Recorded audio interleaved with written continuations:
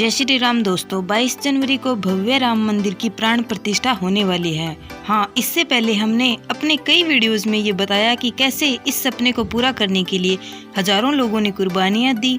500 साल तक इसकी लड़ाई लड़ी गई, 150 साल तक अदालत में मामला चला, सैकड़ों लोगों ने अपनी जान दी, कितने लोगों ने मंदिर की लड़ाई में अपना जीवन न्यौछावर कर दिया। ये तमाम कहानियां हैं जो अब तक हम आपको बता चुके हैं, मगर आज के हमारे इस खास वीडियो में हम आपको उन वामपंथी इतिहासकारों में बताने वाले हैं जिन्होंने भगवान श्री राम पर झूठ बोलकर देश को बरगलाने की या भटकाने की हमेशा कोशिश की है। उन्होंने अदालत में ये तक साबित करने की कोशिश की कि भगवान राम का तो वजूद ही नहीं था, अयोध्या एक काल्पनिक शहर था। इतना ही नहीं, उन्होंने अदालत को यह भी कहा कि भगवान श्री राम की पूजा तो सिर्फ 300 साल पहले से ही होना शुरू हुई है। तो क्या है इन वामपंथी इतिहासकारों की कहानी, किनके कहने पर इन इतिहासकारों ने अदालत के सामने ये झूठी कहानी बुनी? कैसे अदालत पहुंचकर ये अपने ही जाल में फंस गए और कैसे अदालत ने इनके एक एक झूठ की बखियां उधेड़ कर रख दी, ये सब हम आपको आज क्लियरिटी में बताने वाले हैं, तो एंड तक जरूर देखें। साथ ही साथ अगर चैनल पर नए आए हैं तो प्लीज चैनल को सब्सक्राइब करके एक सच्चे सनातनी राम भक्त होने के नाते वीडियो को लाइक करके कमेंट में जय श्री राम जरूर लिखें। आगे बढ़ते हैं और हो सके तो इसे अपने दोस्तों रिश्तेदारों के साथ जरूर शेयर करें, क्योंकि किसी भी सोसाइटी के लिए अपने हीरो के बारे में जानना बहुत जरूरी है। तो सोसाइटी यानी हम सबको यह भी पता होना चाहिए कि कौन है जो सालों तक अब हमारी धार्मिक आस्था का मजाक बनाते आए हैं। दोस्तों, अयोध्या के विवादित ढांचे की जगह कभी भगवान श्री राम का मंदिर था या नहीं, इस बात को लेकर हिंदू और मुस्लिम पक्ष के बीच वर्षों तक विवाद रहा था। एक तरफ हिंदू पक्ष हमेशा से ये मानता था कि विवादित ढांचा या बाबरी मस्जिद को राम मंदिर तोड़कर बनाया गया, वहीं दूसरा पक्ष ऐसी किसी बात से इनकार करता था। 90 के दशक में इस मामले ने तूल पकड़ा तो मुस्लिम पक्ष अदालत में एक रिपोर्ट का अक्सर हवाला दिया करता था। इस रिपोर्ट का नाम था Ram Janmabhoomi Babri Masjid a historians report to the nation. इस रिपोर्ट को 4 वामपंथी इतिहासकारों ने मिलकर तैयार किया था। इन 4 इतिहासकारों के नाम थे आर्य शर्मा, एम अथर अली, DN झा और सूरजबान। इन चारों वामपंथियों इतिहासकारों ने 13 मई 1991 को गृह मंत्रालय को एक खत के साथ ये रिपोर्ट सौंप दी। इस रिपोर्ट का हवाला देकर दूसरा पक्ष लगातार अदालत में साबित करता था कि अयोध्या तो भगवान श्री राम की जन्मभूमि है ही नहीं। कहा गया कि भगवान राम का कोई वजूद था भी या नहीं, यह भी तय नहीं है। आपको बता दें कि इन इतिहासकारों ने अपनी रिपोर्ट में कहा कि जिस स्कंद पुराण का हवाला देकर हिंदू ये दावा करते हैं कि अयोध्या भगवान श्री राम की जन्मस्थली है, वो स्कंद पुराण तो खुद 18वीं या 19वीं सदी में लिखा गया है। सितंबर 2019 को सुप्रीम कोर्ट ने इस मामले पर ऐसी रिपोर्ट बनाने पर इन इतिहासकारों को जमकर लताड़ लगाई। सुप्रीम कोर्ट ने कहा कि इतने सालों की सुनवाई में हम स्कंद पुराण पर कई लोगों की गवाही ली, इन लोगों से हिंदू और मुस्लिम पक्ष के बराबर सवाल पूछे, कई श्लोकों पर सवाल पूछे, मगर इस सुनवाई में एक भी ऐसा सबूत नहीं मिला जो ये साबित कर सके कि स्कंद पुराण में लिखित अयोध्या महात्म को 18वीं शताब्दी के आखिर या 19वीं सदी में लिखा गया हो।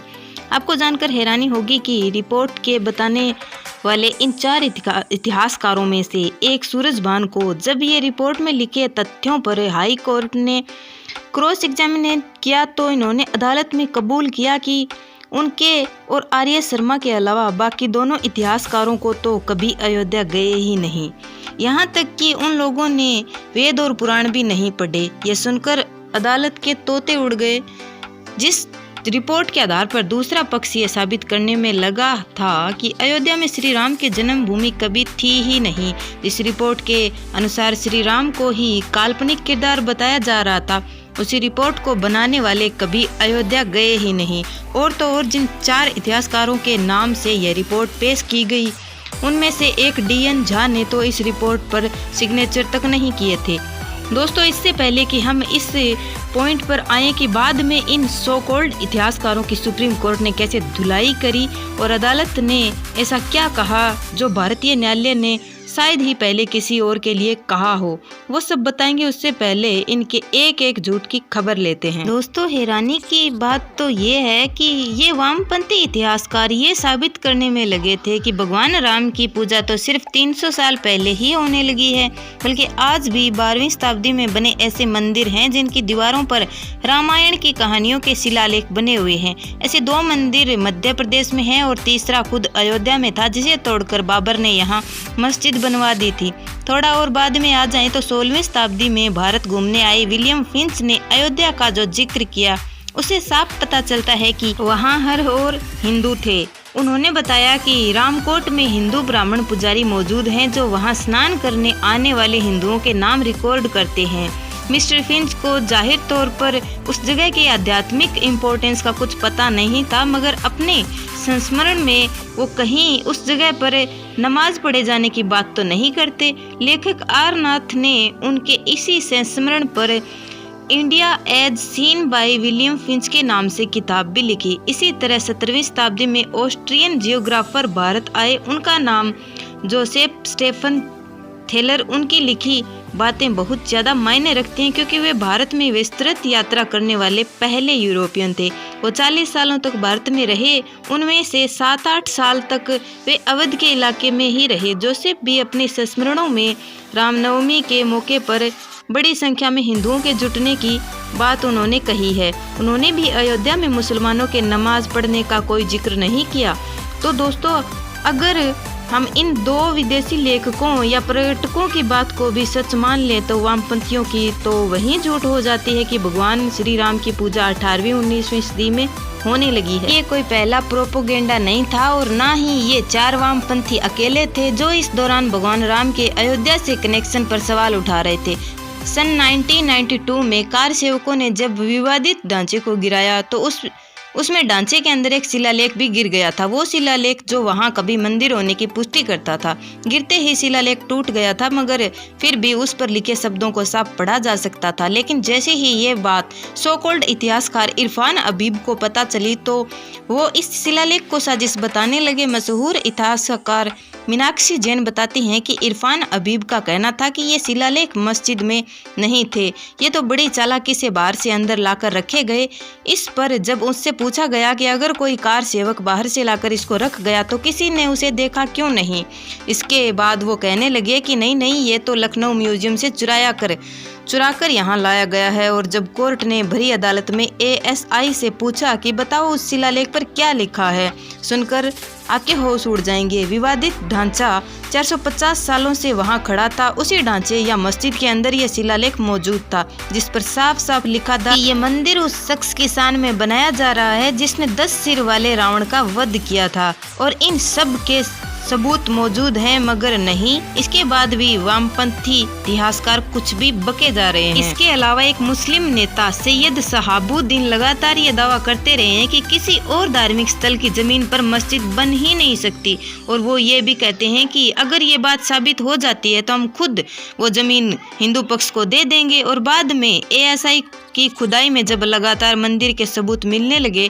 तो उनके सुर ही बदल गए। वे कहने लगे यहाँ तो पहले ईदगाह थी। इस पर अदालत ने उनको जमकर फटकार लगाई। तो अयोध्या पर दबाकर झूठ बोले वामपंथियों और बाकी स्वार्थी लोगों ने, और इन्होंने झूठ की ऐसे रेल चलाई कि कई सालों तक अदालत उसमें उलझी रह गई। मगर कहते हैं ना, सच एक ना एक दिन बाहर आ ही जाता है। इलाहाबाद हाई कोर्ट ने आदेश दिया। 22 मई 2003 को विवादित ढांचे की खुदाई का काम शुरू किया गया जो 11 जून 2003 तक चला।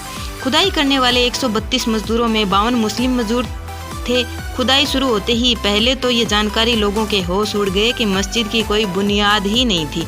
मस्जिद तो वहाँ पहले से मौजूद रहे मंदिर की नींव पर ही बनाई गई थी। 21 दिनों तक चली इस खुदाई में ASI को कमल पर बैठी आकृतियाँ मिली, जिसमें खुदाई में मोर मिले, पत्थरों पर हिंदुओं के चिन्ह, कमल, कौस्तुभ, आभूषण, घड़ियाल, मुखौटे अंकित, ये सारी चीजें मिली। करीब 20 फुट की गहराई में पत्थर के चबूतरे का खंड भी मिला जिसका बचा हुआ एक हिस्सा दीवार में चुनवा दिया गया था। बाहर निकली शिला में देवनागरी लिपि में 5 अक्षर भी अंकित थे जो जांच के बाद एएसआई ने कोर्ट को बताया कि पुरावशेषों पर जो आकृतियां सूचीबद्ध की गई उनमें से विभिन्न ईंटों की दीवार हैं। उत्तर दक्षिण घुमाव के रंगीन फर्श, विभिन्न आकार के स्तंभ और एक काले पत्थर का भी स्तंभ मिला है। स्तंभ के चारों कोनों पर कई आकृतियां मिलती हैं। इसके अलावा जो अत्यंत दुर्लभ वस्तुएं मिली उनमें सीढ़ी थी, 2 काले बसा के खंभे शामिल थे। इन पर लिखे कमल के ऊपर शांति मुद्रा में पलथी लगाकर बैठी आकृतियां और ऊपर की ओर मोर के पंख बने हुए थे। रिपोर्ट में खास तौर पर यह बताया गया कि प्रारंभिक सतह 30 फुट की गहराई तक नहीं पाई गई, जिसमें साफ पता चलता है कि 2500 साल पहले यहाँ किसी ढांचे का अस्तित्व रहा होगा। इसके अलावा 20 ऐसे सबूत मिले जो चीख कर ये दावा कर रहे हैं कि पहले वहाँ सिर्फ और सिर्फ मंदिर था।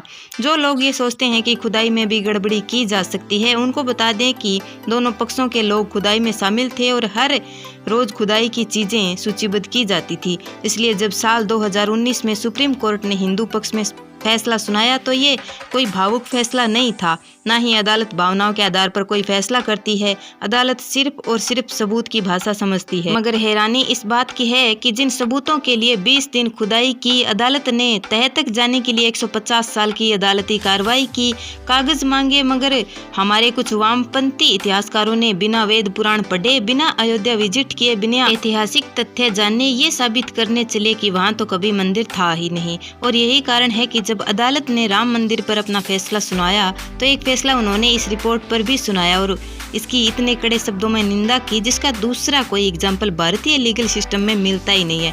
अदालत को यहाँ तक कहना पड़ा कि हम आमतौर पर गवाहों के बयानों और किसी की रिसर्च पर कोई सख्त टिप्पणी तो नहीं करते हैं, मगर इस मामले में ऐसा लगता है कि लापरवाही की सारी हदें तोड़ दी गई हैं। जो लोग खुद को एक्सपर्ट कहते हैं उन्होंने बिना किसी सबूत के, बिना किसी खास रिसर्च के ऐसी रिपोर्ट दी जिसकी सच्चाई से दूर दूर तक कोई रिश्ता ही नहीं है। किसी को भी ऐसे बयान देने या ऐसी रिपोर्ट फाइल करने से बचना चाहिए। अरुण जी की नई पुस्तक राम जन्मभूमि में लिखी सारी टिप्पणियों को पढ़ पाना इस वीडियो में संभव नहीं है, लेकिन कुछ पन्नों को पढ़ा तो पता चला कि इन 4 इतिहासकारों की वो रिपोर्ट इस देश के साथ कितना बड़ा धोखा। जैसा हमेशा कहते हैं कि होए वही जो राम रची राखा, जो प्रभु श्री राम पूरी दुनिया के पालनहार हैं, सबका ख्याल रखते हैं, उनकी ख्याति का भला कोई क्या ही बिगाड़ सकता है। आज ये सो कॉल्ड हिस्टोरियन कहीं के नहीं हैं, ना ही कभी शायद ये याद रखे जाएं, लेकिन अयोध्या में भव्य राम मंदिर बनकर तैयार है। और इतना ही बताने के लिए काफ़ी है कि आखिर में जीत किसकी हुई। इस वीडियो को पसंद आए तो लाइक, शेयर, कमेंट जरूर करिए और उन इतिहासकारों में आप क्या सोचते हैं 2 शब्द लिख कर जरूर जाइए। जय श्री राम।